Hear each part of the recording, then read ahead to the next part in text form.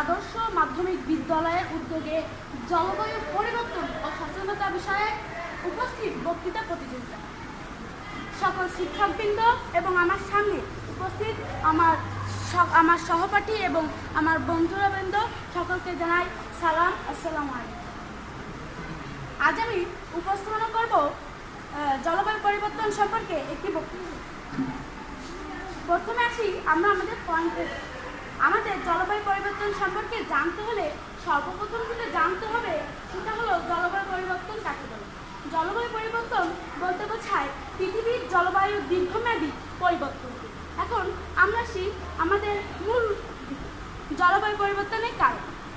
জলবায়ু পরিবর্তনের প্রাথমিক কারণ হচ্ছে কলকারখানা, যানবাহনের ধোঁয়া এবং বৈদ্যুতিক কেন্দ্র থেকে গ্রিন হাউস গ্যাস নির্গমন। নিজেদেরকে অনেক উন্নত হিসেবে গড়ে তুলতে নিজেদের মধ্যে অনেক বৈষম্য সৃষ্টি করে।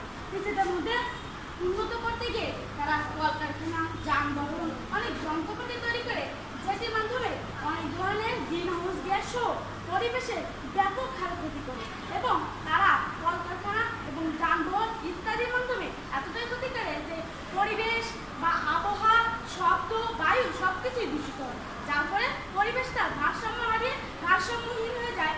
ধীরে ধীরে বাংলাদেশ অনেক সভ্যতার সাফল্য হয়ে থাকলেও আমাদের বাংলাদেশে মোট আয়তনের 16% বনভূমি, যেটা এতটাই কষ্টকর যে আমরা মানুষেরা ভবিষ্যতে বাঙালিরা এতই বিপদের সম্মুখীন হতে পারি। জলবায়ু পরিবর্তনে বৃক্ষের অবদান অনেক বেশি, এজন্য আমাদের অধিক পরিমাণে বৃক্ষরোপণ করতে হবে।